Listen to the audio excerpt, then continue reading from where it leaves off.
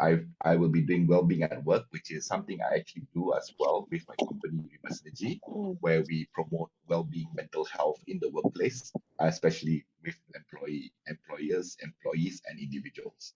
So this is what we'll be doing today. Thank you for joining.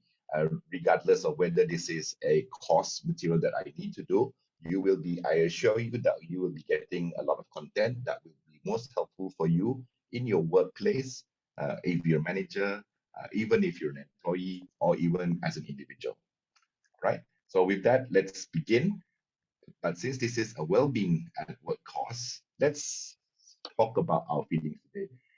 If you know, can you see the annotate button on the top right hand?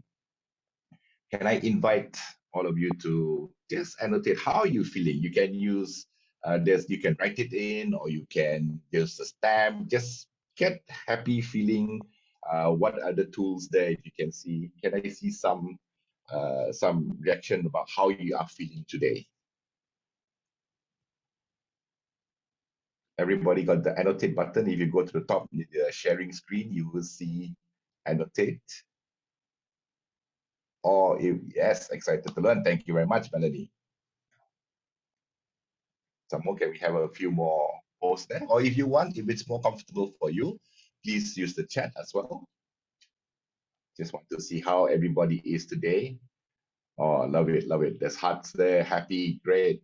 Most probably because it's TGIF, I guess. Thank God it's Friday. Yes. As I said it, it was posted. Thank you very much. Thank you very much for the thumbs up. Okay, let's have one or two more before we proceed. Okay, let's see. Feeling good is happy, right? So we also have on the chats. Let's see. Okay. Yes, feeling energetic, feeling good. All right. Thank you very much. Okay, can I ask Hannah to clear the screen so that we can go on? Yes, classic TGIF feeling. So let's clear the screen so that we can proceed. Otherwise, this will continue into our next session. Okay. Yes, Hannah? Yes, give me one moment, please. Okay, let's hang on.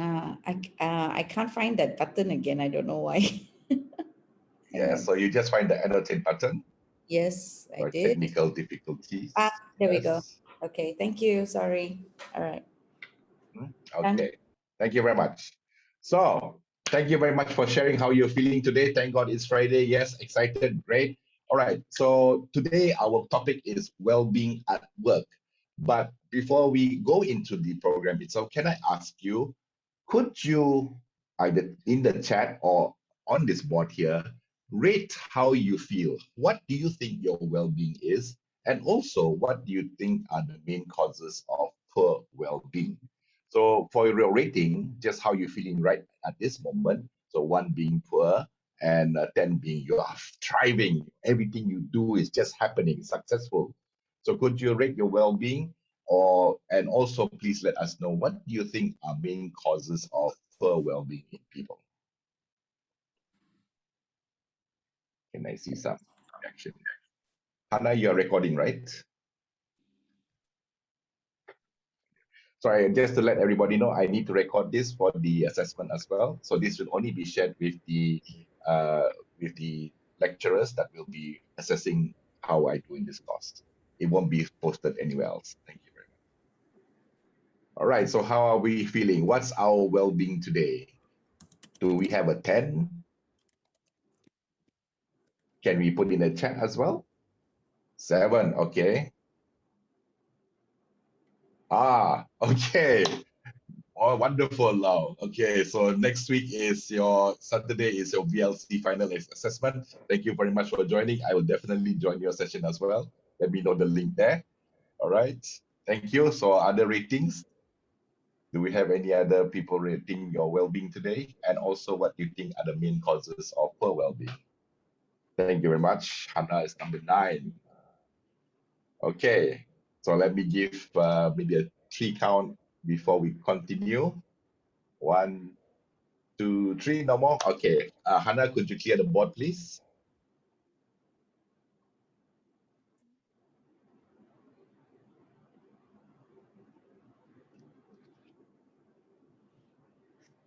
Let's wait for Hannah to clear the board for us. Yep, done. Okay, so let's go on. So today, thank you very much for joining, everyone. Those that had just entered the room, this webinar. Good morning once again. My name is Johan Amilin. I am your presenter for today. And just a quick introduction. This webinar will be covering well-being at work, in the workplace, or working on yourself. All right. So this is part of a VLC assessment course that I'm sharing. So this is recorded and it will be for certification course. But the content that I'm sharing with you is content that I use to introduce well-being in the workplace with corporate and organizations through our company. So well-being is important to myself and Hannah and in Remus Energy. As you can see, we have invested a lot of time in promoting positive psychology and also greater well-being in people around us, in our courses, as well in the way we do things. Right. So I'm very, very happy to share today a bit more about well-being with more people, and hopefully together we can all make this our world, our society, even better than it is now. Right. So today, what we will be covering will be the what and whys of well-being. Okay. What and whys of well-being. We'll also be covering how to identify signs of poor well-being at work. And also we just don't leave you with just the information, we'd also leave you with some tools and tips for you to be able to promote well-being in your workplace, in work, and also in your own lives. Great, good. All right, let's see a thumbs up if you feel great with the three things that we're going to do here today. Any thumbs up? All right, thank you very much. Okay, let's go. So let's talk about well-being. What is well-being actually? How many of us have heard about this word well-being? So I'm sure we have heard about it, but it's a very general concept. So let's look at what well-being is.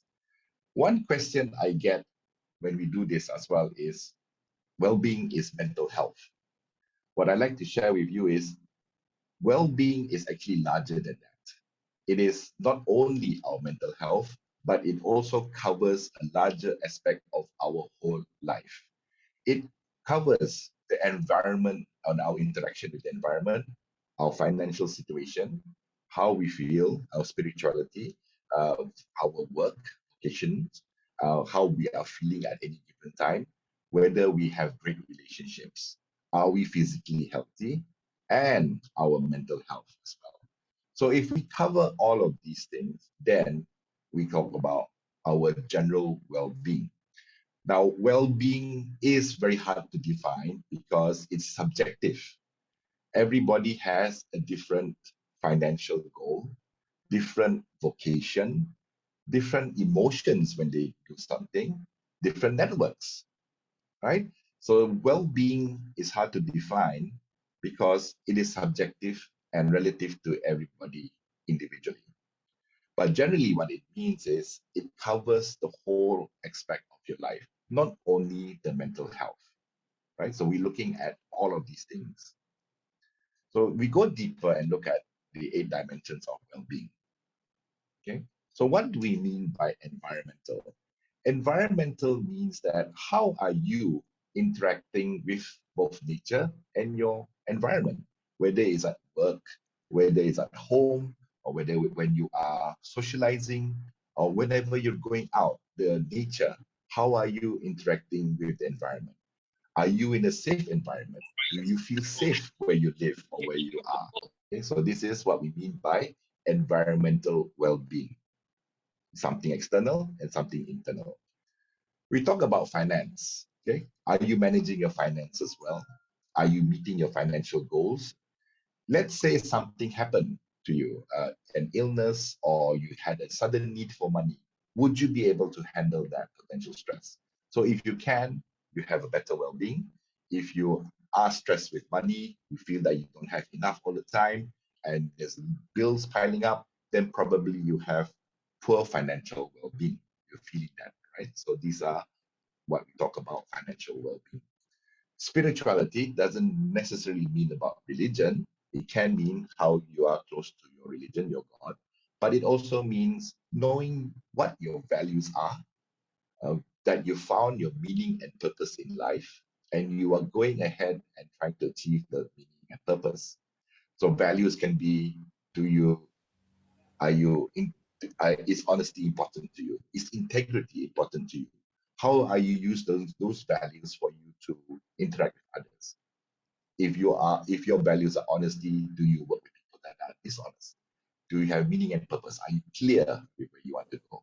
So this is what we mean by spiritual wellness. Vocational, this is about your work.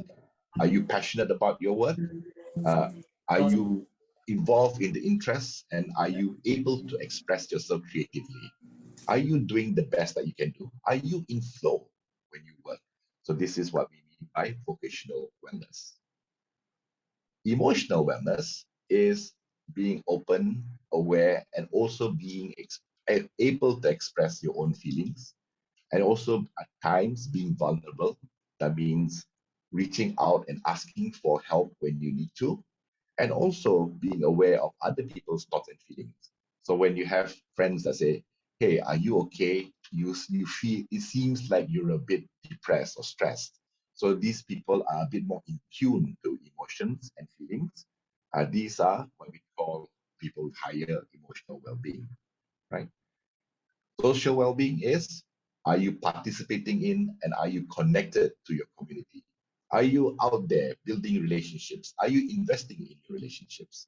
If you're only at home and not talking to people, you probably have poor social well-being. But if you're around a lot of friends and you network and you know a lot of people and you enjoy being around people, then you probably have a higher social well-being. So physical well-being simply is, are you doing exercise? Okay. Are you eating well? Are you getting enough sleep? Because our body is our temple. Our body brings us through things. So are we maintaining our body healthy? Mental, last one, okay, of the 8 dimensions. Do you believe in yourself? Do you have high self-confidence? Are you able to accept of other thoughts that are opposing yours? Are you resilient? Are you able to rebound from adversity? So this is your mental well-being. So, ladies and gentlemen, these are the 8 dimensions of well-being. It just doesn't mean mental. If you're mentally well, that your well-being is great.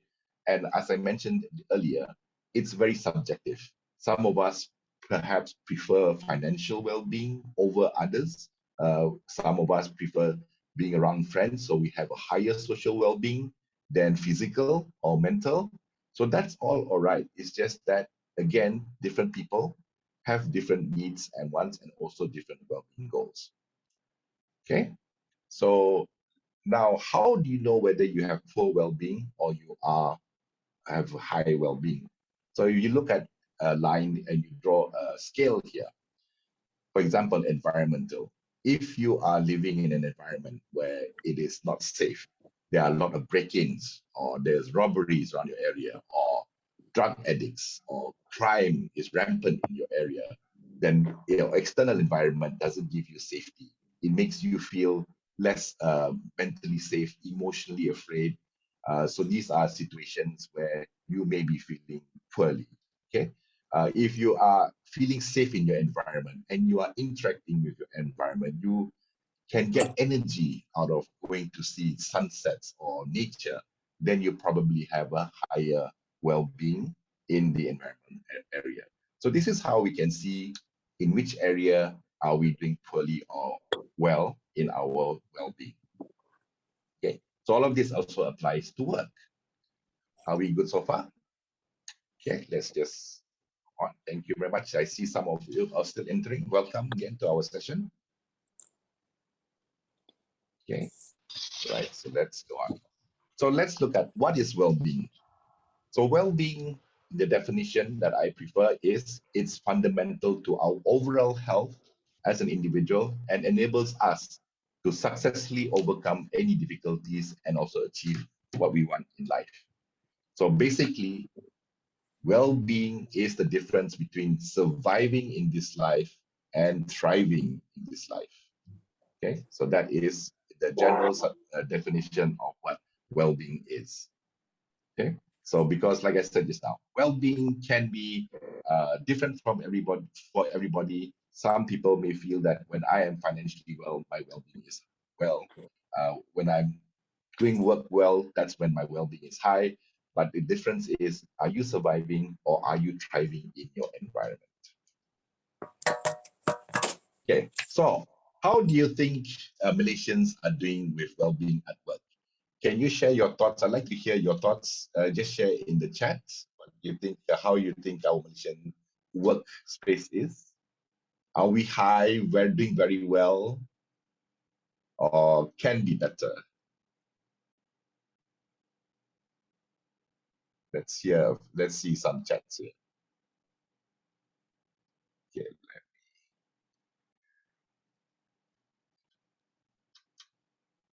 Can be better, right? Thank you very much. Yeah, generally, our workspace can be better. Cool. Yeah. All right. Thank you very much. Yes, I think so too. Can be better. But let's look at some data that we have here.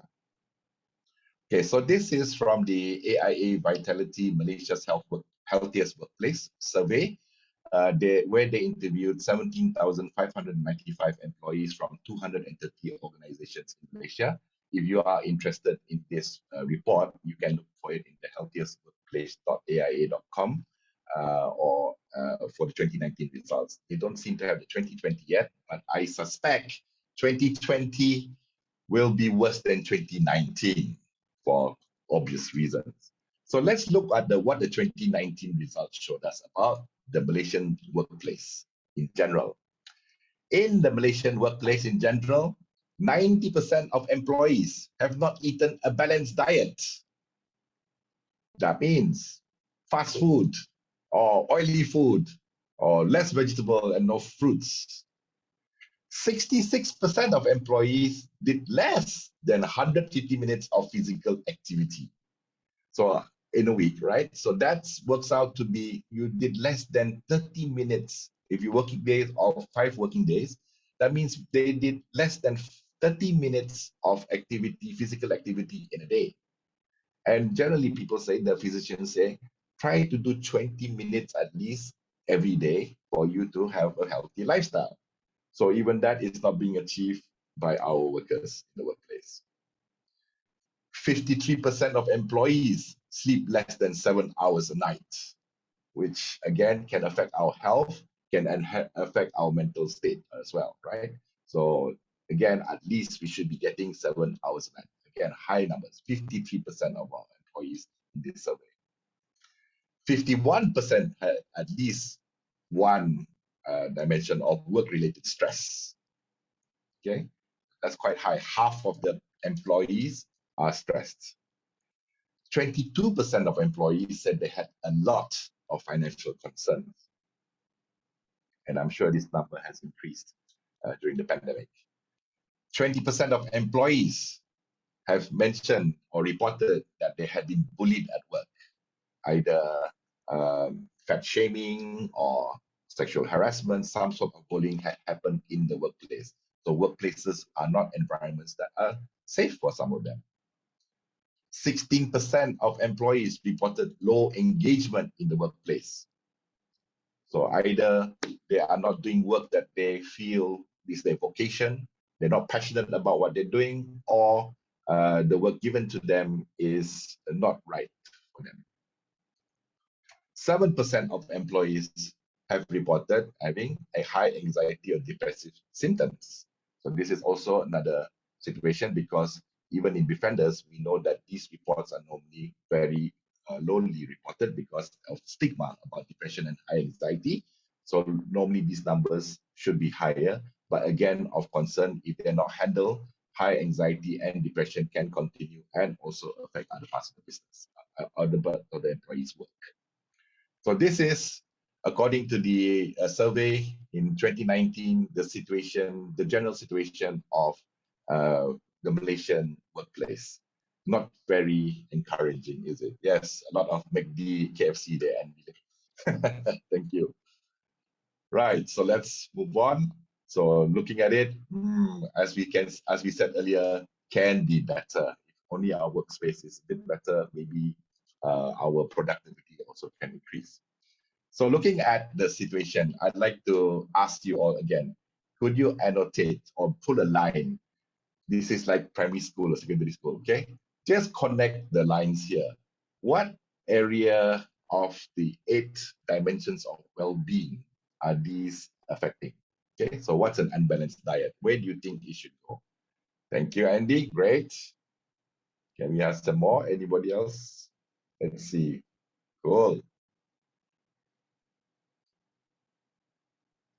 Okay, that's unbalanced diet. How about less sleep, financial concerns? Nice, nice. Yes, anxiety, depression, emotional. Yep, yep. Yes. Lack of exercise, physical. Yes. Stress, emotional. Correct. Unbalanced diet.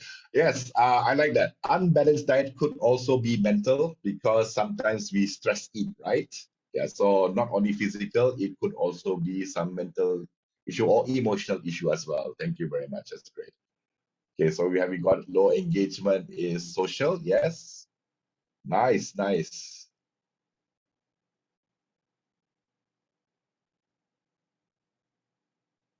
Yeah. Lack of exercise could be environmental as well. Yes. Wow, you guys have this ace. You all know very well about well-being. Yeah? Okay. Thank you very much for participating. I think there's no right or wrong, but definitely I love the connections here. Definitely like unbalanced diet, not necessarily it's just physical. It could be also mental and emotional issues, even like the lack of sleep. It could be mental and emotional issues. So as you can see, the dimension, there are these 8 dimensions of well-being affects many aspects of our lives, and it is being shown through different things that are happening. Okay, can I have my assistant today, my co-host Hannah? Could you clear the board so that we can proceed to the thing? Thank you very much. Okay, thank you very much for participating in that. Next, we have the another part of the report also states, based on those surveys that have been done, what has happened is that what has seen is that Malaysian workers have lost about 73.1 days worth of work. Okay, so this is compared to other countries in our region, relatively high. Okay, we are actually second after Hong Kong, slightly higher than Thailand. Now, what's interesting here is this is also a word that I found very interesting. So absence, we know, okay, either staff comes in with MC or says something happened to a family member, they have to go back to their village or they have to go back to their kampong to take care of friends or family or relatives. So we understand absence. But presenteeism is actually much higher problem than absence. So what is presenteeism? Presenteeism is when your employee or you as an individual are not fully engaged. You have many other things happening in your life and you are not focused on your work. So you're actually physically there at your desk, but mentally you're not there. You're somewhere else.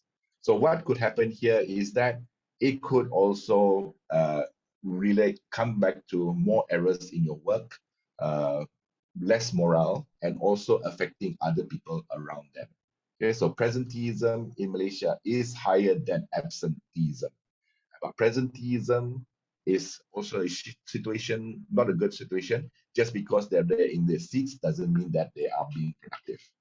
And this is one challenge that I also have with managers and owners of company, because most of them say, Johan, can you talk about motivation? We need to motivate our employees. And I ask, why? Oh, because a lot of them come into the office and they don't do anything. We need to motivate them. So sometimes it's just that being in the office is something that the managers want, but not necessarily good or conducive for the work environment. Hannah, could you clear the board, please? Before I move on. Okay, right. Thank you. All right. So another issue about the mental health at work in Malaysia is that here we have a chart by age group. Okay. And as more and more millennials join the group or join the workforce, what we're seeing is that the younger they are, the higher their mental health stress. Okay, so we have these two numbers here. Even those that are reporting poor sleep are in the most productive time of their lives when they're in the workforce, and especially if the mental health portion of it, where they are reporting severe symptoms of depression, you can imagine millennials coming in. Millennials are a different breed. Their thinking process is also different, and what they want from a company is also different. If they are already experiencing high mental health symptoms or depression, if they don't know how to seek help, this could prolong and continue even as they grow, stay longer in the organization, and this could affect productivity further down the line. So these are some issues that we want to address as well in mental health and well-being. Okay, so these are what the statistics or the survey has shown that is giving us some concern. Right. So looking at that was all Malaysia. Let's look at how we fare with other countries that have reports. So this is from PricewaterhouseCoopers UK, which they did also a similar survey for their workforce. And in the UK's case, 83% of workers feel that their well-being influences their productivity. Yes, so well-being is important. For me to be productive, I should have very good well-being. So 83% of them agree that well-being is important. Okay, 1/3, okay, has shown that well-being or how a company handles well-being is a factor for their decision to stay or leave the company. Also, we look at how workplace health and well-being also affects how they deal with their customers and also pressures from customers. These are big impacts on their well-being. Okay, and half of the workforce do not think that the employees take well-being seriously. That is so sad, right? So this is a situation that needs to change, especially when the workforce says that well-being will help with their productivity, but half of them think that employees are not taking well-being seriously. So there is a gap somewhere between what management or owners are thinking of and what employees need. So that is the what and whys of well-being at work. So what we've looked at is lack of well-being at work is costing businesses and the country. In that example that AIA did, every day organizations are losing about $2 million due to lack of well-being. COVID-19, as we know, has increased mental stress in the workplace, and mental stress is one of the dimensions of well-being. It's also affecting finance. COVID-19 has also affected some of our finances. So definitely COVID-19 is a big factor on well-being for all of us. It's affecting millennials, and for companies, well-being in your workplace also impacts retention and attraction of your talent, right? So definitely what we're looking at is well-being, knowing about well-being and being able to manage well-being at work is an important factor for us. Right. So how do you know what is the well-being level at your workplace, right? Can I see some thoughts here, your chat here? How do you think we could see well-being at work? Any thoughts? Oops. Yes, Andy. Thank you for office politics. Yes, definitely. Yes, definitely. Errors, sloppy work. Yeah, so definitely it can manifest. So there are signs of well-being at work, not productive, correct. Thank you very much, Valerie. So definitely there are signs that can be seen. Yes, difficulties with people as well. Thank you very much. So let's go on. Thank you very much for sharing in the chat, everyone. Thank you very much for participating. So what you would see normally when you want to see how your well-being is, there are certain signs. And some of the signs are this. There will be an increase in mistakes and errors, conflict between colleagues, conflict between management and employees, grievances. So HR will see a lot more reports. Okay, they're complaining about this, complaining about that. Absenteeism will increase. Medical leave will also increase, and resignations turnover might be increasing. So if you see a lot of increase here, then that is one of the signs that perhaps well-being of your employees is not being addressed well. Okay, that's some of the signs. Another one is here.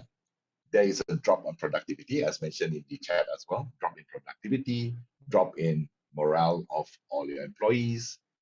Customer service, you get complaints from customers that either your employees are having rude to them or haven't gone the extra mile, etc. So sometimes you get that feedback from external customers. Quality of work drops. Okay, your reputation as a company also, when you go out and people start talking and they nod their head, oh, that company car. So this is also another indication that their well-being at work is being affected. And attractiveness as a employer. So you get less and less people wanting to apply for positions in your office, or the candidates that you get are not of high quality, right? So these are some of the signs that give you an indication that well-being at your workplace or well-being in life might not be as optimal as it can be. Another way, of course, is just to do an employee survey, right? Which is the best. So ask the people that are already in your company. So you can find some sample questions online. One of those I find the best is this rochdalegovernment.uk PDF. If you want this later on, I can share with you. Just ask me in my email, right? So they have some sample questions about what you can ask. So this is just a sample of one of the pages. They have actually about 9 pages well, and you can use this freely to add into your employee survey. So it's great for you to also, if you see signs or want to know where your well-being at workplace is, whether it's suboptimal or optimal, one of the best ways is to ask your employees. After all, they are already in your organization and they're also committed, and they will be the first people that could turn the ship around, so to speak, if it was suboptimal, right? So ask them or also notice the signs that are there, okay? Right, so those are the ways that we could identify, but great, thank you very much. Even in the chat, most of you already understand that, okay, these are certain signs where you can indicate that well-being is suboptimal in the workplace. Okay, so now we come to the part I like, which is also learning about, we've already acquired the knowledge, we've seen the science. Now, what can we do to increase well-being at work and also in our lives, right? Because we are also individuals carrying ourselves into a workspace, whether it's our own company or working with others. And we also want to not only be at an optimal well-being in the workplace, but we want to have optimal well-being outside of the workplace as well, right? So just to recap, these were the 8 dimensions of well-being. As a framework, we use this. So those that came in later, just to share with you again. So environmental, these are the 8 well-being. Environmental is interacting harmoniously with both nature and your environment. So this is things like, okay, are you feeling safe and secure in your area, your environment? Okay, do you also get energy from the environment around you, people around you, or things around you? Financial, are you managing your finances well? Are you able to handle any potential disasters or stress or requirement for funding? So if you are in a situation where you have enough savings to meet maybe 3 to 6 months of your living expenses, then you're probably in optimal well-being for finance, right? If you are struggling and it's left pocket to right pocket kind of situation, then maybe it's suboptimal and something that you might want to on. Okay, so this is another dimension of well-being. Another one is spiritual. It can be your interaction with your God or your beliefs, your religion. It also means knowing what values you stand for, whether it's integrity, honesty, punctuality, and also whether you know what the meaning and purpose in life is, or you are happy with the direction that you are going on in your life journey. Vocational is about work. Are you passionate about the work that you are in? Are you engaging your skills or your potential in your interests? And are you able to express yourself creatively? That means even in your work, is your opinion asked for? Are you well thought of? Are you acknowledged for your abilities? So this is also in the workplace. Emotional. Are you mature enough to think about and be comfortable with your own feelings? Are you open to your feelings? Are you aware and able to express feelings? And also be vulnerable to other people's thoughts and feelings, meaning that are you can be a good listener, and also are you aware that when you need to talk to somebody, you can reach out rather than keep it bottled up. Okay. In social, are you participating and connecting to your community? Are you out there building relationships? Are you investing in relationships, or are you just staying at home, hiding from society, and not reaching out or not investing in relationships? Okay. Physical, it's are you maintaining a healthy body through exercise, eating well, getting enough sleep, or are you leading a sedentary lifestyle and eating fast food? And also mental, the last part of recap of the dimensions of well-being is, what is your confidence level? Are you are you confident in what you do and your abilities? Are you able to accept other people's thought, even though they oppose and are diametrically opposite of what you are thinking and how you feel? Are you resilient? Can you rebound quickly from bad things that happen to you? Do you have that internal strength within you to overcome challenges? Right. So these are the 8 dimensions of well-being. Again, just to share with you, you don't have to score high on all. Well-being is subjective to us. Some people prefer a higher financial well-being, some a higher spiritual well-being, some a higher emotional well-being.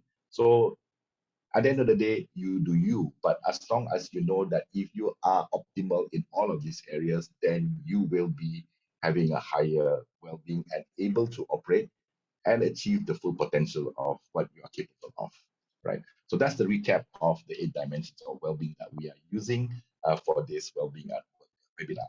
So now we go into the next part. I'd like to ask all of you, you can also put this in the chat, okay? Which dimension of, knowing the dimensions of well-being now, can you have a bit of a thought about your own life and which dimensions of well-being you'd like to work on for yourself? You can share this in the chat or just jot down here. You can just put a number or tick. I just want to see which dimension of well-being most of us would like to work on. Okay, all right. So we have somebody putting on mental. Okay, so resilience, ability to rebound, self-confidence. Yes, that would be mental. Can we see some more? Okay, emotional. Okay, nice, nice. Thank you. Emotional, physical. Right, you can have more than one. Yeah, mental. Okay.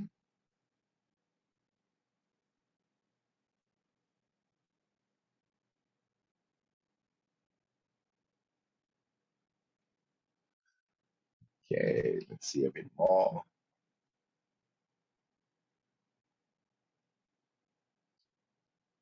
Okay, so environmental, we have every section, yeah. Nice.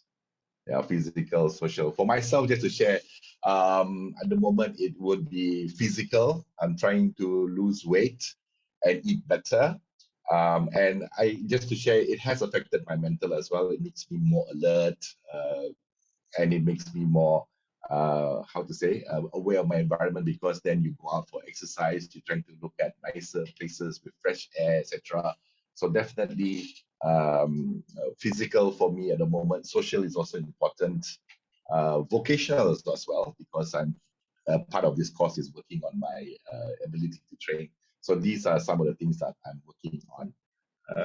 Social, yes, need to work on that as well, because after MCO and staying at home, I need to reconnect with friends. I was just thinking this morning, some of my colleagues in the VLC course that I'm attending as well are meeting up on Saturday for a Yam Cha session. And I'm going like, few months ago, it would have been the standard comment would have been, stay safe, stay at home, stay safe, be at home.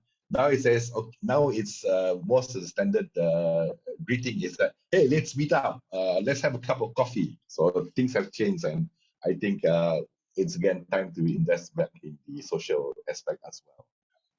All right, thank you very much, everyone, for sharing your thoughts. Great. So we have mental, physical. Actually, everybody, as you can see, different people have different needs and different dimensions that they want to work on, and that's great. That's okay because all of us have a different priority in our lives and different time in our lives. Okay, so it doesn't mean that you have to do all of them and have everything balanced out. That would be very, very tiring and tough. All right, so thank you very much. Let's proceed. Hannah, can you clear the screen, please? Thank you. All right, so let's go on. Okay, so now you've indicated of the well-being dimensions that you'd like to work on. Let's look at what actions we can do to actually improve our well-being. So when we talk about environmental, we talk what we can do is what some of these are just suggestions. Okay, of course you have other ways that you could improve on these dimensions. But let me just share with you some of the suggested ways that we can think of, and hopefully this triggers you to have other ideas of what you can do. Right. So for environmental, it says okay, some of the suggested activities you could do is practice mindfulness and awareness of surrounding and people. So who are you hanging out with? What kind of surrounding engages you? What are you happy with? And also, how do you practice mindfulness? Are you taking the time to look around you and appreciate the things around you? Okay. So for me, for example, what do I mean by surroundings? When I want to work, when I need to focus, I need surrounding where there's a bit of ambient sound, there's a bit of music going on or people talking. So that gets me focused. So that's environmental impact on me. People, I like to hang around people that are wanting to be learners, want to improve themselves. So these are the kind of ways that I try to help my environmental well-being. Other ways, of course, are okay, yoga, hiking, appreciation of people and things around you, gratitude, being grateful for whatever you are experiencing in life. These are some of the things that we can do for our environmental wellness. Financial is okay. This one would, of course, be acquiring. One of the suggestions is acquire knowledge on finance, set your own financial goals. Okay. So there are a lot of courses now, especially during MCO, CMCO, a lot of courses on finance that we can learn. It's also great to learn how we can make our money work for us. Right. So this is again, read about finance, set your financial goals, save, find a way to save some money for yourself.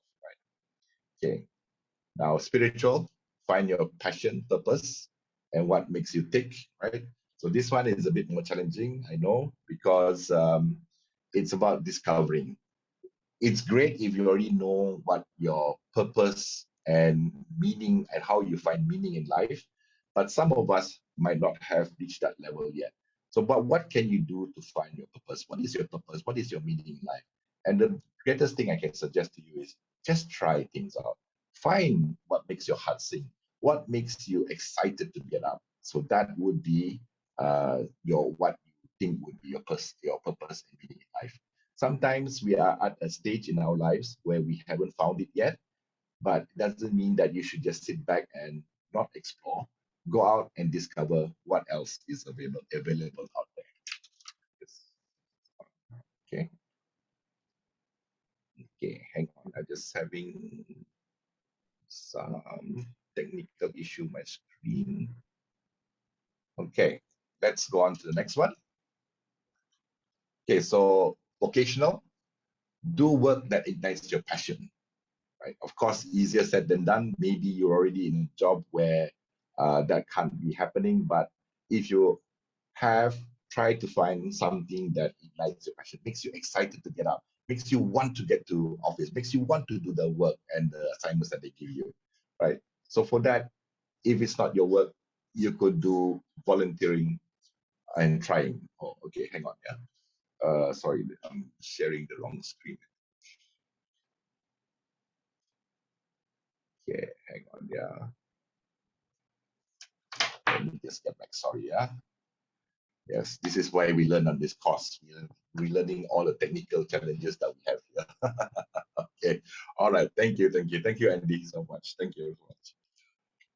Right. So next is after that, after vocational is emotional.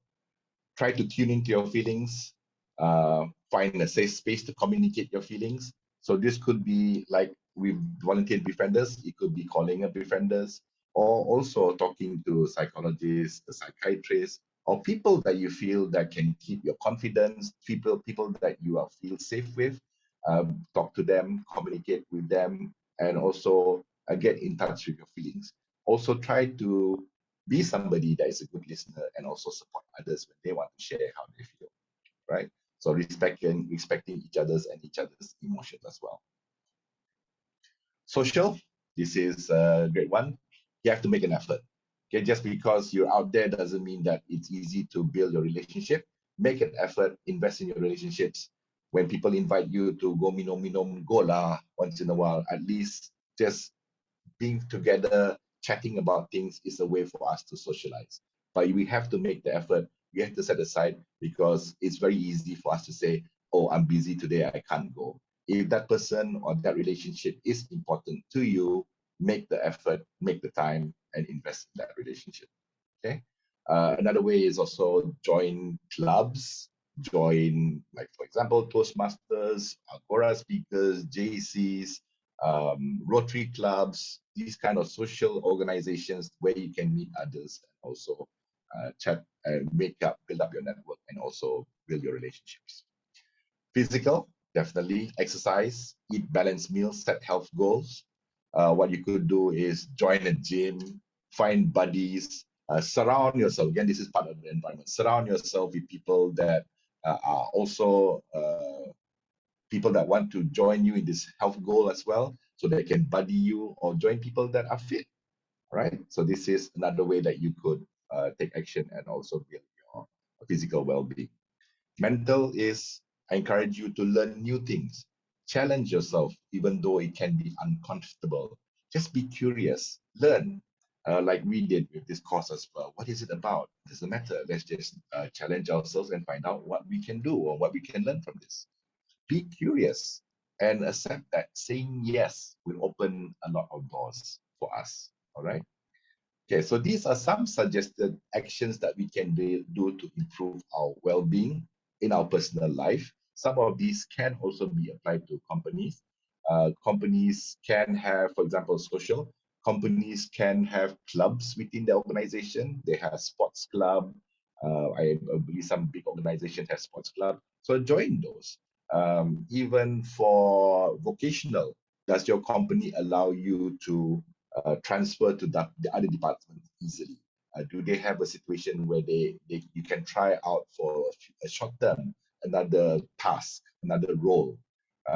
Does your company also offer uh, webinars or courses on finance? So some of these things are also applicable as an organization for you to help you increase the well-being of your people, your employees. Okay, so this is for well-being at work.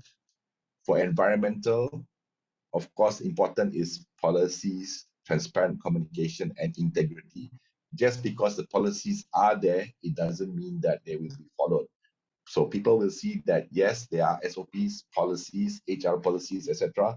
But management and the top management has to make sure that it is followed through to the letter, so that people find that this is a safe environment, and that even top management follow the policies set in place, so that the environmental well-being can be increased. Financial, also again, educate. This is as a company, you can educate, offer training, even open up workshops. It's important for your employees to know about the financial, because you don't want to be an employer where your employee is stuck with 3 or 4 different loans or being chased by loan sharks, right? That would affect their performance and their ability to work. And they probably could be also the honesty and integrity at work as well. So give them the training if you can, or point them in the right direction for financial knowledge. Yes, and the loan sharks are terrible, right? So spiritual, okay. Meaning, purpose.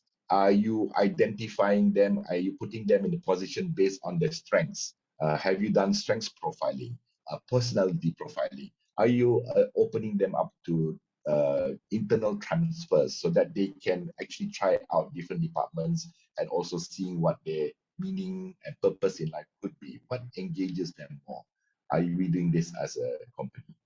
Vocational, are you allowing them to volunteer, try with other NGOs? Social, what are they giving back into society? There are some companies that, how to say, every year they either go out to volunteer or do something for communities, CSR projects, etc.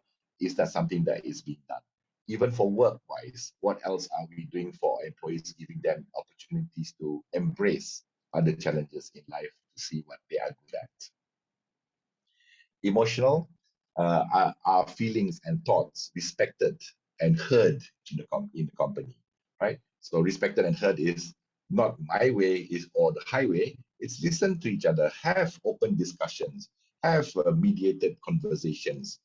Even if you're the top management, respect other people's feelings, share thoughts, so that people feel that emotionally respected, and also learn how to listen to each other's feelings, right? Social, easy. Events, team building, birthdays, celebrate wins, etc. Have a culture of networking or celebrating within your organization. This would push up and encourage your employees to interact and network with each other as well. Okay, physical.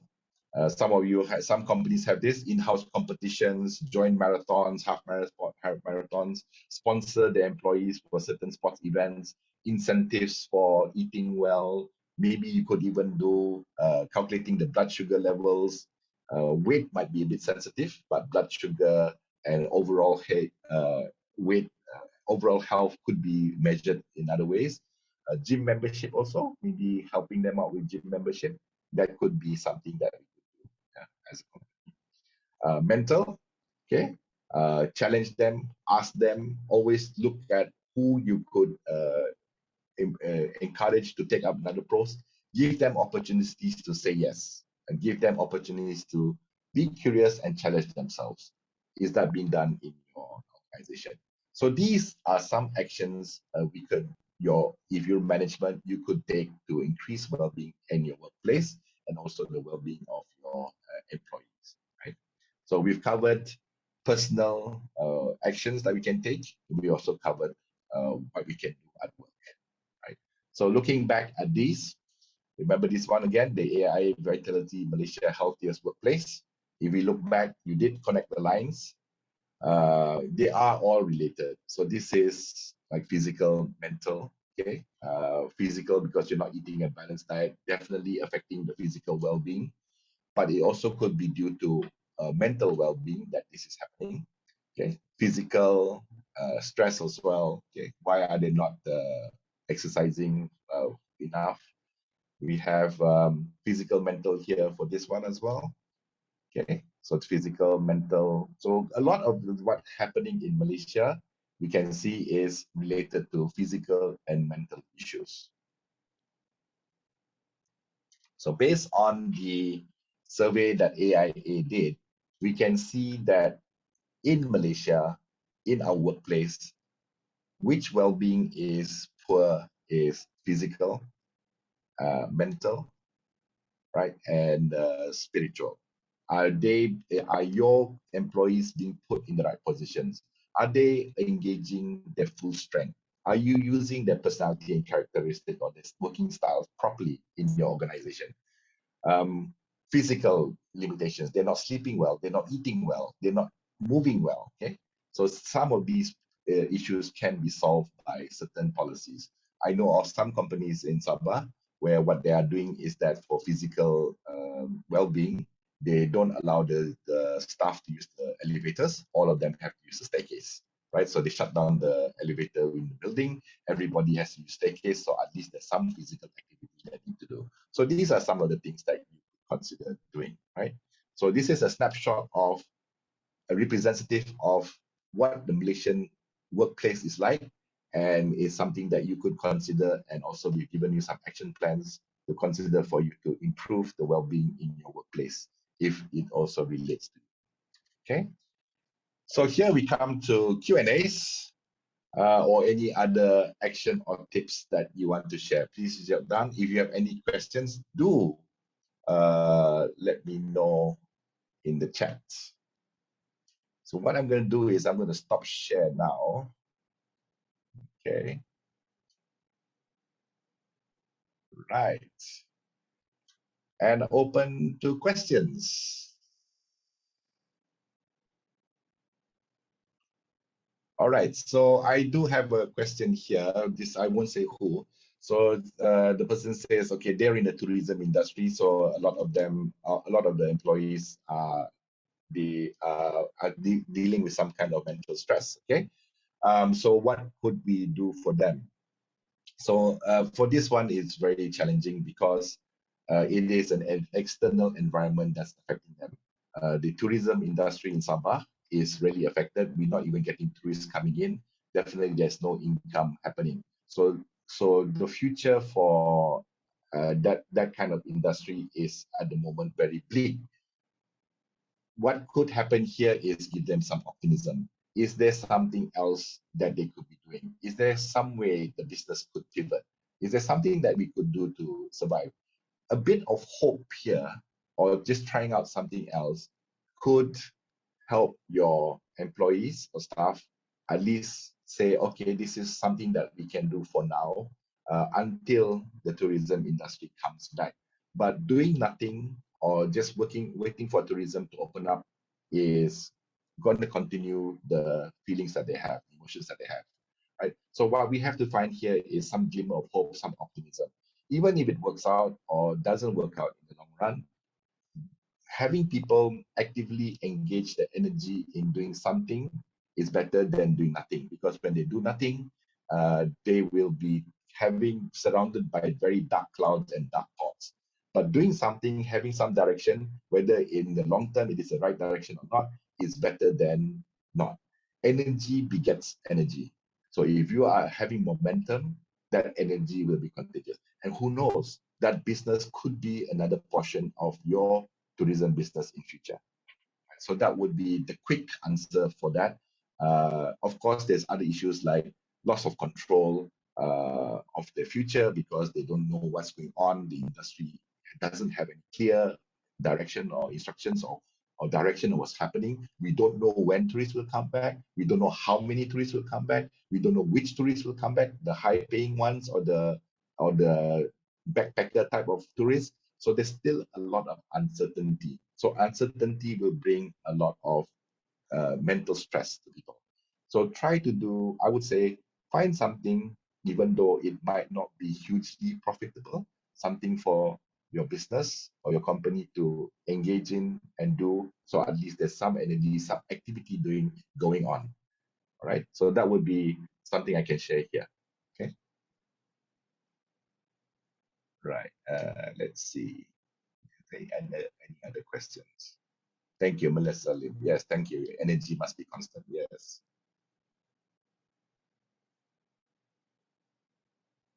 Okay. Andy sharing here to everyone. Yeah. So even sending them for training sessions is great. At least have a story. Doing something, even for training sessions, they are improving themselves. So later on, within that, whether they have other opportunities to other places, helps. At least you are helping them improve themselves. So this is the mental aspect as well.